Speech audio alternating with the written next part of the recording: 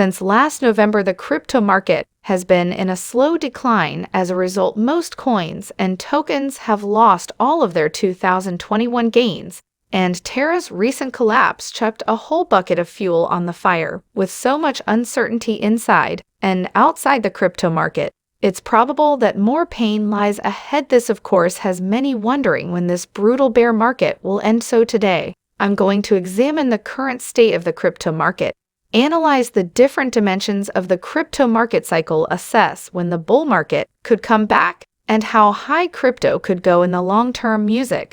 Before I give you hope, there's a disclaimer. I must scope financial advice is not something you will get from this bloke. Education and entertainment are the only things I croak. Please contact a financial advisor if your portfolio is sliding down a slippery slope now. If this is the first time you hear my speech, my name is Guy, and crypto is what we teach. Our mission is to put high-quality crypto content within your reach. Coins, tokens, news, reviews, and other topics that make central bankers screech. If you're already enjoying what I preach, subscribing to the channel and painting that notification bell is what I beseech. Okay, that's all you need to know about me. Let's see when the bulls will put the bears in retreat. I'll start by saying that there's a lot of speculation in this video, and that's simply because we can't predict the future. All we can do is use current information to forecast what could be next for the crypto market, and that forecast could change as additional information comes to light.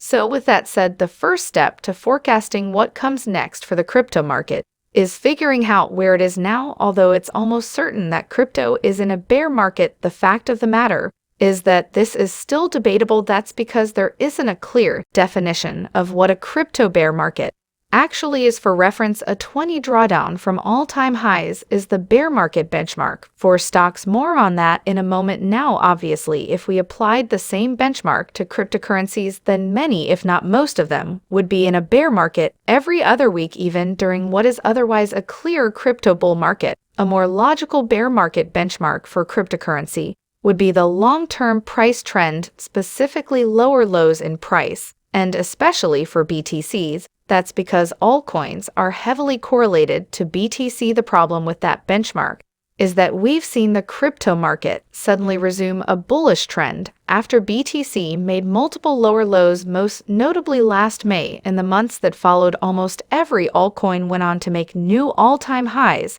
as well as BTCs. You don't want to be on the wrong side of that kind of price action. Today, the crypto market is in a similar position, with BTC hitting a lower low for the first time since last May. Does this mean we could see the same reversal? Well, maybe, but there are some objectively bearish macro factors at play that will likely prevent most coins and tokens from hitting new all-time highs. As such, it's safe to assume that we have officially entered a crypto bear market, and I personally believe that said bear market was precipitated by Terra's crash. You can find out what happened there if you're feeling brave by using the link in the description. Anyways, assuming the crypto bear market has in fact begun, we can use previous crypto market cycles to estimate roughly when it will end and when a new bull market will begin. As many of you will know, the crypto market seems to follow a 4-year cycle, and that's because of Bitcoin's halving schedule. The Bitcoin halving is when the number of BTC awarded to miners in each Bitcoin block is cut in half, and this happens roughly every 4 years. As basic economics dictates, if the supply of something is restricted and demand for it stays the same or increases, then its price rises. This is why BTC tends to appreciate in price after every Bitcoin halving. And because most altcoins are highly correlated to BTC, they tend to come along for the ride. The last Bitcoin halving happened in May 2020, and in the months that followed, BTCs went parabolic, followed by the rest of the crypto market. In other words, bull time, baby. Historically, the crypto bull market following the Bitcoin halving lasts for around 2.5 to 3 years, followed by a year to a year and a half of price decline. In other words, bear market. This means there are 3 possibilities. The first possibility is that there is still room for one more epic rally before the crypto bear market sets, in which is again unlikely for reasons we'll get into later. The second possibility is that the crypto bear market began back in November, And if that's the case, then we have around another 6 to 12 months before prices start to pick up again. The third possibility is that the crypto bear market did in fact begin when Terra collapsed a couple of weeks ago.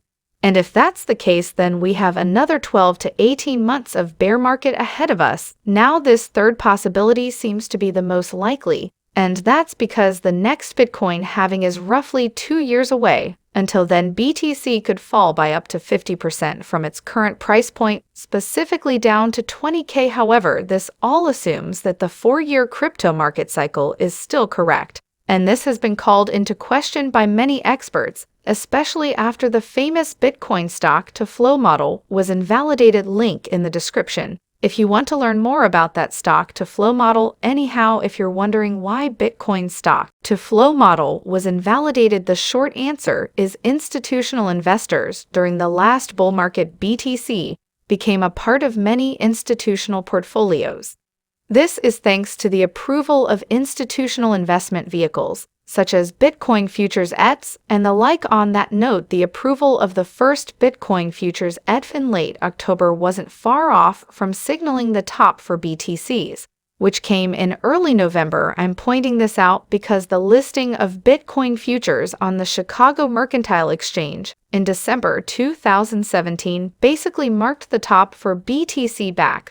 Then food for thought going forward. In any case, most institutional investors seem to have lumped BTC in with other risk-on assets like tech stocks, and the evidence is that the two asset classes have become highly correlated over the last year. Put simply, whenever tech stocks pump, BTC pumps, and vice versa. This is why indices like the S&P 500 and the Nasdaq come in handy when analyzing BTC's price action. What this means is that the stock market cycle could become the primary driver behind BTC's price action from here on out, and the rest of the crypto market. By extension, the scary thing is that the stock market has basically been in a bull market for the last decade, and many believe that what we're seeing now is the beginning of that massive bubble popping. While it's too soon to say, one thing's for certain, and that's that the stock market is fast approaching bear market territory. It briefly hit that aforementioned 20 drawdown from all-time highs in mid-May. Like crypto bear markets for stocks have historically lasted for around a year, though there are a few important exceptions to keep in mind. The longest bear market for stocks was supposedly after the Great Depression in the 1930s, and it lasted almost 3 years. Note that this was for the S&P 500. Some individual stocks took decades to recover. The longest bear market in recent memory was after the dot-com bubble burst in the early 2000s, and it lasted for just over 2 years. Many experts have drawn parallels between the dot-com bubble and the current crypto market, and if they're correct, then the crypto bear market could last for another 2 years regardless of what stocks do. Recall that this timeline would be consistent with previous crypto bear markets. But there are 3 additional possibilities to point out here as well. The first possibility is that Bitcoin somehow decouples from the stock market, which is extremely unlikely given the amount of institutional money pouring into BTC. The second possibility is that the crypto bear market lasts for just another 11 to 12 months and follows the stock market to new all-time highs after that. The third possibility is that the economy enters a recession, in which case the crypto bear market will last for at least 2 years and possibly much longer. You can learn more about what a recession could mean for the crypto market using the link in the description. Anywho, the interesting thing about the stock market is that much of its recent price action has been driven by the monetary policy of central banks, most notably the jolly old Federal Reserve. When the Fed reduces interest rates, the price of goods, services, and assets tends to inflate. When the Fed increases interest rates, the price of goods, services, and assets tends to deflate. As you can see, the Fed has been reducing interest rates for decades. It's no coincidence then that we've seen the cost of just about everything increased significantly over the same period. In the context of the stock market, companies are trading at multiples more than what their raw revenues justify. There's no doubt that many coins and tokens likewise overpriced relative to their fundamentals, and this begs the question of what happens to both the stock and crypto markets when the Fed raises rates. Well, we got our first taste of the answer when Fed Chairman Jerome Powell started talking about raising interest rates last November. Stocks and cryptocurrencies have been crashing ever since. In March, the Fed officially raised interest rates for the first time since 2018, and history suggests that the Fed could continue raising them for another 2 to 3 years before backing down. This ultimately depends on how long inflation continues to increase, because high inflation is the reason why the Fed is raising interest rates in the first place. Funnily enough, inflation in the United States is projected to come down to the Fed's 2% target in 2 to 3 years' time, which is consistent with the length of previous bear markets in stocks and crypto alike. This means there are again 3 possibilities. The first possibility is that Bitcoin somehow decouples from the Fed's interest rate increases, which is very unlikely since institutions move their money to risk-off assets when interest rates are high. The second possibility is that the crypto bear market continues for the 2 to 3 years. The Fed is likely to continue raising interest rates. The third possibility is that the Fed will be forced to stop raising interest rates for whatever reason, causing both the crypto market and the stock market to continue their rallies. Now, as amazing as this would be, it is extremely unlikely, as it could lead to hyperinflation and the eventual collapse of fiat currencies, potentially even the US dollar. To be blunt, it's looking much more likely that there will be a flight to fiat currencies across the board because of rapidly rising food costs. More about those in the description. And now for the big question: how high could crypto go during the next bull market? Well, the answer, of course, depends on which coin or token we're talking about, but it all begins with Bitcoin. As far as I can tell, there are 3 distinct forecasts for BTC's future price, and the first is to look at how much BTC pumped after each Bitcoin, having in percentage terms after the first Bitcoin, having in 2012 BTC went up by around 100x after the second Bitcoin, having in 2016 BTC went up by around 30x after the third Bitcoin, having in 2020 BTC went up by around 8x. Now, this admittedly small sample size suggests how much BTC pumps in percentage terms after each Bitcoin halving has gone down by a factor of 3, with each halving. If we extrapolate this trend to the next Bitcoin halving in 2024, this means BTC would pump by around 2 to 3x from whatever price it's at the time of the halving, which is anyone's guess. My guess is that this will translate to a BTC price that's slightly above 100k, and if BTC's price is 33k or above when the next halving occurs, then it's likely from the perspective of the first forecast. The second forecast for BTC's future price comes from its correlation with the stock market. Coincidentally, previous bull markets for stocks have also resulted in 2 to 3x gains on average. There's a possibility that BTC could pump even more if the digital gold narrative manages to gain ground amongst institutional investors. Lots of experts have speculated that gold has already lost some of its market cap to BTC, and the some on-chain evidence which suggests the digital gold narrative is in fact gaining ground. This is the percentage of BTC held on exchanges, which has been on the decline since the flash crash of March 2020 when the pandemic was declared. As I mentioned in my video about whale movements, when large amounts of a coin or token move off of an exchange, it sends a signal that investors are holding, or at least don't plan on selling anytime soon. What makes this on-chain evidence so significant is that it actually marks the first time in Bitcoin's history that the balance of BTC on exchanges has been steadily decreasing rather than increasing. Call me crazy, but I take this as a sign that the smartest money is preparing for the possibility of BTC becoming the world's next reserve currency. If you watch my video on the IMF's report about the decline of the dollar, you'll know that this is within the realms of possibility. Given that central banks have been accumulating alternative currencies, you might also recall that it will likely take another couple of decades for BTC to achieve world reserve currency status, and Bitcoin's market cap would be in the tens of trillions. If that happens in the shorter, more realistic term, BTC buys by countries that have adopted Bitcoin, such as El Salvador and the Central African Republic, add an additional dimension of buying pressure to BTC. This could amplify BTC's price action under the two aforementioned forecasts. But it's important to remember that as Bitcoin's market cap grows, BTC's price will increase less in percentage terms. This brings me to how high altcoins could go during the next crypto bull market.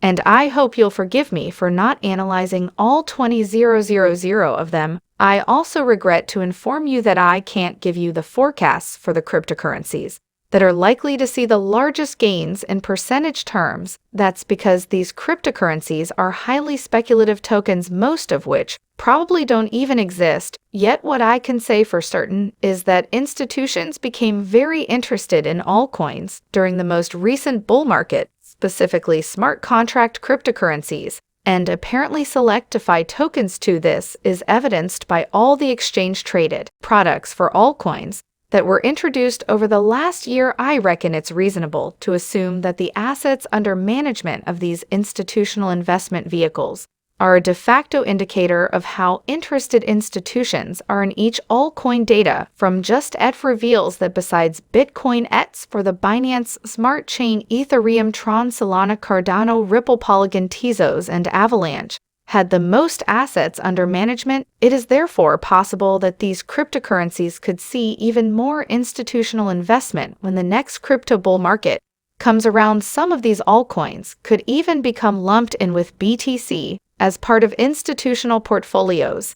And this is arguably already the case for ETH. This is because ETH has fallen just as much as BTC in percentage terms from their respective all-time highs. Now, historically, ETH would fall by much more because investors saw Ethereum as another altcoin. The absence of this disconnect suggests that investors now see Ethereum as something more, and some have gone as far as to suggest that ETH is following in the footsteps of BTC, just one cryptocycle behind. During the last crypto bull market, Bitcoin's market cap hovered at around 300 billion, near BTC's top. This isn't all that far off from the 400 billion market cap Ethereum maintained last autumn, near ETH's top. This time around, Bitcoin's market cap exceeded 1.2 trillion, and if Ethereum reaches a similar market cap during the next crypto bull run, it would translate to an ETH price of over 15K. As for Ethereum competitors with lots of institutional interest and accessibility, like Cardano, Solana, and Avalanche, the same phenomenon could occur with all three following in Ethereum's footsteps.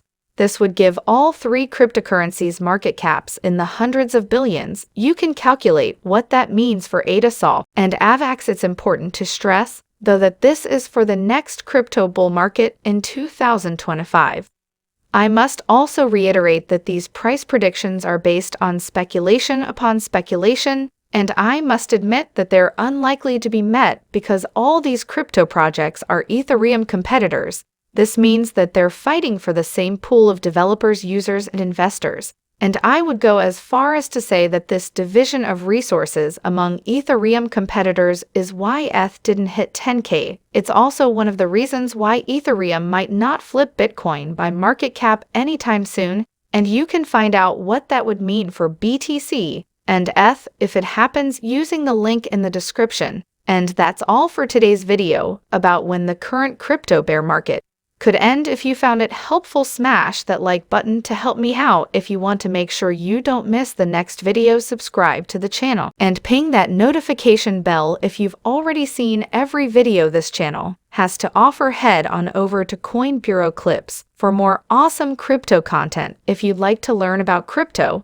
while you're on the go, tune into the Coin Bureau podcast to hear myself and Mad Mike discuss crypto topics in depth. I'm also active on Twitter, Instagram, and Telegram, and push detailed crypto updates multiple times a day on Telegram. If you're looking for classified crypto information, subscribe to my weekly newsletter to see my crypto portfolio. and what crypto projects I plan on covering next. And if you're looking for some of the best promos and discounts in the crypto space, my deals page is just great. You can find the details using the link in the description, which is where you'll also find all the other resources I just mentioned. Thank you all so much for watching, and I'll see you all very soon. This is Guy bidding you goodbye.